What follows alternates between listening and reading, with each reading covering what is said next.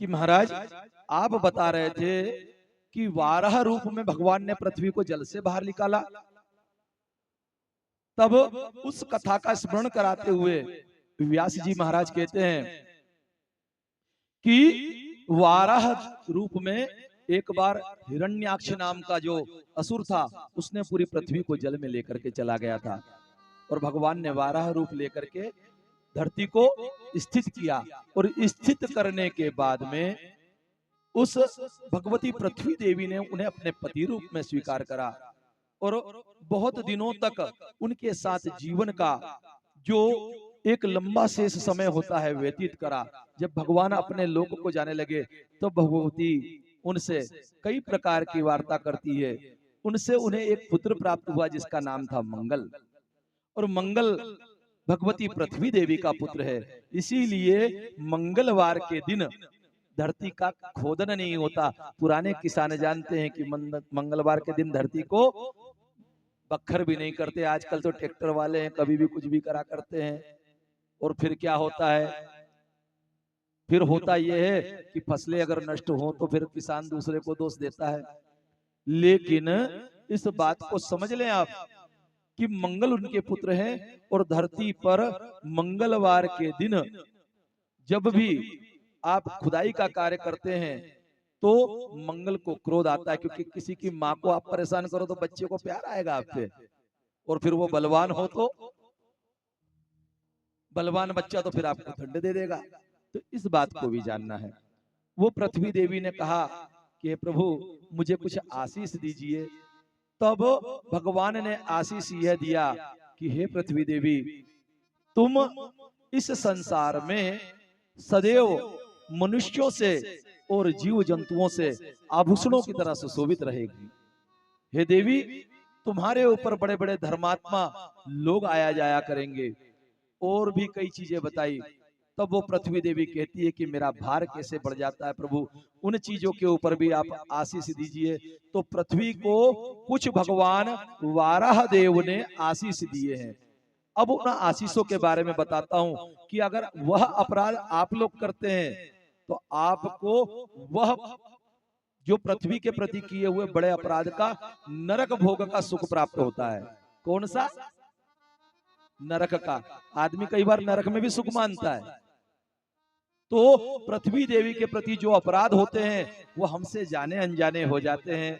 तो उस अपराधों को हम जरा ध्यान दे लें। कहते हैं कि पृथ्वी के ऊपर शालिग्राम अगर सीधे धरती पे रख दिया तो पाप माना जाता है। पृथ्वी के ऊपर शिव जी की जो पिंड होती है, जो हम घर में पूजन करते हैं, सीधे धरती पे रख दी तो पाप माना जाता है। पृथ्वी के ऊपर मोती, पृथ्वी के ऊपर दीपक, सीधा दीपक रख दिया तो पाप माना जाता है। पुस्तक, हीरा और सीप, पार्वती जी का विग्रह, यंत्र, यज्ञोपवीत, रुद्राक्ष, तुलसी दल, शंख, माणिक्य, पुष्प, जप करने वाली माला। इसीलिए जप करने वाली माला को कपड़े में लपेट के रखा जाता है, आपने देखा होगा ना। और साथ ही साथ कपूर और स्वर्ण, गोरोचन और चंदन, जो घसने वाला चंदन आता है, ये यदि सीधे धरती के संपर्क में रख दिया, बिना आसन के, बिना कपड़े के, बिना कोई चीज रखे हुए, आप लोग दीपक तो रखते हैं ना, तो दीपक रखने में इस बात का भान रखें कि एक पात्र रखें, उसके नीचे अगर ये रखा जाता है तो वो पाप माना जाता है, और वो पाप माना जाता है। और ऐसी स्थिति में धरती के ऊपर पाप कर्म का जो भोग है वो व्यक्ति को भोगना पड़ता है। अब कथा आती है तुलसी देवी की। तीनों देवियां सरस्वती, गंगा और लक्ष्मी जी में एक बार किसी बात को लेकर विवाद हुआ, और उस विवाद में क्रोध में आकर के सरस्वती ने श्राप दे दिया। लक्ष्मी जी को भी श्राप दे दिया, गंगा को भी श्राप दे दिया। लक्ष्मी जी शांत चित्ता थी, लेकिन वो श्राप के कारण क्या हुआ, जब सरस्वती के क्रोध को बढ़ता हुआ देखा तो सरस्वती के बीच में आ गई कि तुम क्रोध मत करो। तो लक्ष्मी को भी उनने श्राप दे दिया। अब लक्ष्मी को भी श्राप हो गया, गंगा को भी श्राप हो गया।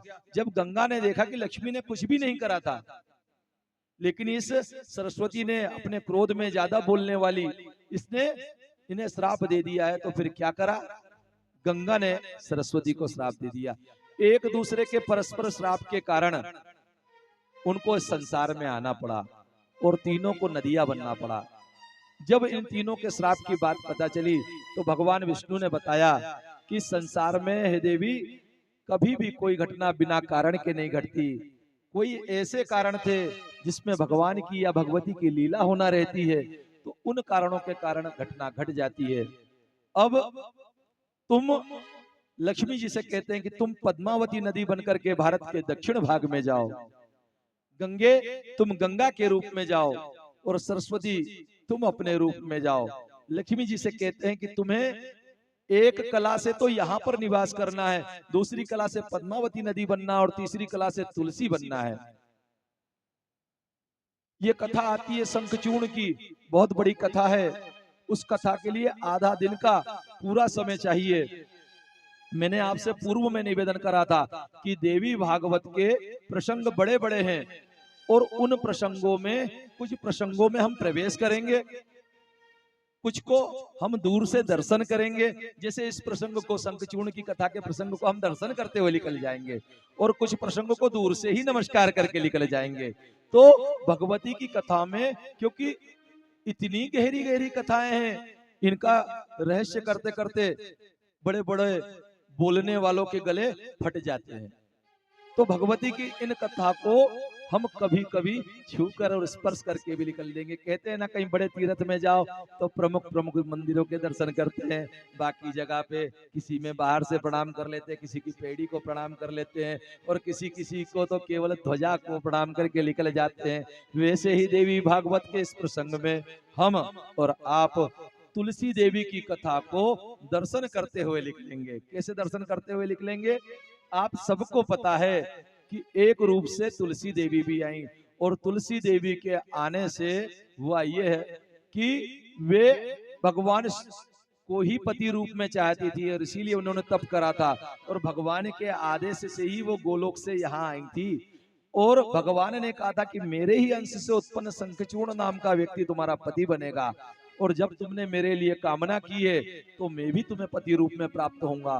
कहते हैं कि तुलसी का जीवन जो था वो सती स्त्री का था और शंखचूर्ण से उनका दानव विधि से विवाह हुआ था। दानव राक्षस विधि से विवाह होने के बाद में वे उनकी पत्नी बनकर रहती थी। भगवान शिव से शंखचूर्ण का युद्ध हुआ और उस शंखचूर्ण के युद्ध में हुआ यह कि उसे जो कवच प्राप्त था, भगवान विष्णु एक ब्राह्मण का रूप लेकर उसका कवच मांग लेते हैं और वह कवच को धारण करके तुलसी देवी के पास आकर के उनके जीवन में जो उनका तप का फल था वो देते हैं। अब कई बार लोग कहते हैं कि भगवान होने के बाद में उन्होंने एक स्त्री के साथ छल किया। अब क्या होता है कि तप किया और तप का फल देने के लिए तो भगवान विवश है। तप का फल देने के लिए तो भगवान विवश है, क्योंकि वो तुम्हारा कर्म है। जैसे कर्मों का फल आपकी इच्छा के बिना मिलता है, वैसे तपस्या में आपने कोई तप किया हो तो भी आपको वो फल प्राप्त होगा ही होगा। इस प्रकार से तुलसी देवी पत्र के रूप में आ गई। भगवान को उन्होंने श्राप दिया तो भगवान शालिग्राम बने और तुलसी देवी वृक्ष बनी। अब तुलसी देवी की थोड़ी सी महिमा का श्रवण कर लो। तुलसी के नीचे की माटी को माथे पे लगाने से सब प्रकार की व्याधियां दूर होती है। तुलसी की माटी लगा करके कोई जब भी कोई परीक्षा देने के लिए जाए तो उसका ज्ञान बना स्थिर रहता है। तुलसी के पत्र की 2.5 पत्ती असाध्य से असाध्य व्यक्ति की मानसिक बीमारी को दूर कर देती है। तुलसी को चढ़ा करके हाथ में लिया हुआ जल वो साक्षात भगवान विष्णु के चरणोदक के रूप में माना जाता है। तुलसी के सामने दीपक रखने को संजीवनी माना जाता है। जिस घर में तुलसी का दल होता है उस घर में किसी प्रकार की नकारात्मक शक्तियां आने के पहले ही दूर चली जाती है, क्योंकि वो साक्षात श्री राधा जी की सखी है।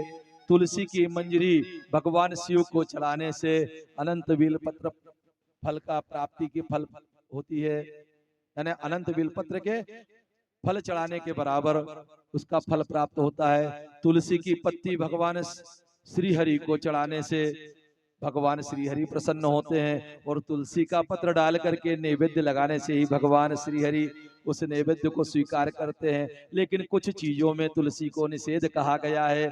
नहा करके अपने शरीर में तेल लगा करके तुलसी को नहीं तोड़ना चाहिए। कुछ समझ आया? स्नान करने के बाद शरीर में तेल लगाने के पहले तुलसी दल को उतार लें। बुधवार के दिन, रविवार के दिन, एकादशी के दिन तुलसी का दल ना तोड़ें। तुलसी का दल अपने स्थान पर 3 दिनों तक शुद्ध माना जाता है। नीचे पड़ा हुआ तुलसी का दल पवित्र माना जाता है, जो तुलसी के कोट में होता है। जब भी आप जाएं, अगर नीचे पड़ा हुआ सूखा दल भी है तो भी उसे पवित्र माना जाता है। आपके घर में उतार करके लाया हुआ तुलसी का दल जब आप उसको रखते हैं तो 3 दिन तक उसको भी शुद्ध माना जाता है। तुलसी को जब आप नाखून लगा करके तोड़ते हैं तो आपको भगवान के शीश काटने का पाप लगता है। तो आपको चाहिए कि तुलसी को यूं प्रकार करके तोड़ लिया जाए, दोनों हाथ लगा करके प्रेम से। तुलसी उतारते समय पहले तुलसी को प्रणाम करें। प्रणाम करने के बाद तुलसी के दल को प्रणाम करने के पश्चात आज्ञा लेकर के तोड़ें। तो ये तुलसी दल के विशेष महत्व है। उसको दीप दान किया जाता है। जितनी देर तक दीपक, ऐसे कम ही घृत का दीपक तुलसी के पास रखना चाहिए। खड़ी बाती का दीपक रखा जाए तुलसी के पास, लंबी बाती का दीपक ना रखा जाए। खड़ी बाती का दीपक जब आप रखते हैं और उतनी देर तक भगवान एक पांव पर खड़े रहते हैं। क्यों? क्योंकि तुलसी जब भी दीप दान करती है, यानी आपने तुलसी को दीपक लगाया, लेकिन तुलसी वो दान किसको करती है? भगवान को। तो भगवान को आना पड़ता है। इसीलिए आप तुलसी के महत्व को जाने। जिसके घर के आंगन में तुलसी का बिरवा रहता है, वहां वृंदावन धाम बना रहता है। और वृंदावन धाम में जब हम आ ही गए हैं तो आप इस बात को जान ले कि आज की कथा को हम एक कथा छोटी सी और कह करके आज की कथा का प्रसंग पूर्ण करेंगे। एक 2 कड़ी का भजन हम ले लेते हैं कि हे माँ जगत जननी, आप तुलसी के रूप में साक्षात हम भक्तों के ऊपर कृपा करने के लिए आई हो। तो हे माता, आपकी ये कृपा भक्तों के ऊपर रहे। एक छोटा सा भजन माँ का हम ले लेते हैं।